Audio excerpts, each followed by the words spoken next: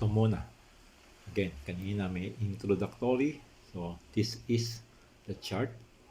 So, there is an overthrow. Greek word is katabole. Nasa Ephesians 1:4. So, mali ang translation ng KJV Foundation. Well, pwede niyong puntahan ang study sa Appendix 146 ng The Companion Bible. So, I believe there is an overthrow, nawala yung verse dito, Genesis 1:2. So, ang tamang translation, again, medyo shady or shadowy ang translation ng KJV. Binago ko rito through comparing other scripture. Scripture with scripture. Dapat ang KJV and the word and the earth was. But to be fully understand these three components, dapat ang N is back.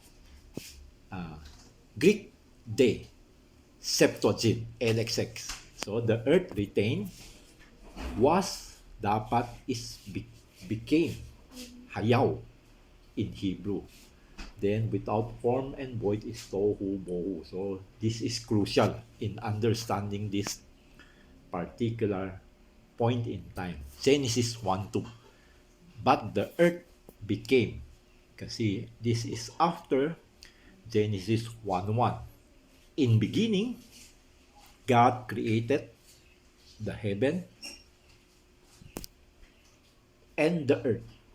So, if you notice, magkahiwalay, may distansya. So, meron ditong yellow, nilagay ko heavenly bodies. Anyway, there are some verse na you can put it in between. The earth, meron particular na the sons of God shouted for joy. So, ito yata, Job 38 verse 7 yata. Check it. Berean spirit. So, the earth and this early part, so may mga creation dito which is, in my mind, older than the earth. Well, you can check it. No? Walang nakalagay, but ito, hiniwalay ko lang.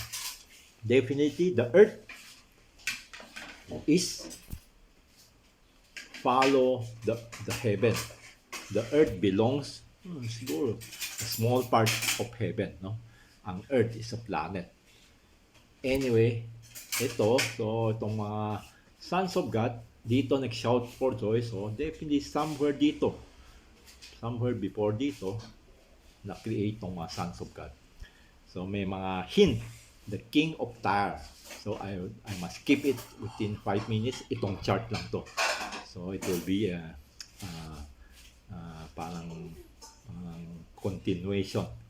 Anyway, itong king of Tyre, somewhere after this, meron till iniquity was found. Again, this is, basahin nyo, check Berean spirit, Ezekiel 28, nandito mga verses. So mga crucial verses. Tapos mga, wala rito yun, 45:8. Kasi ito mga unti-unti ko na-revise.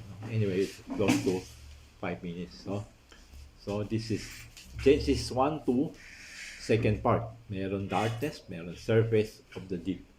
So somewhere then, ito yung 6 days creation. 1:3 onwards.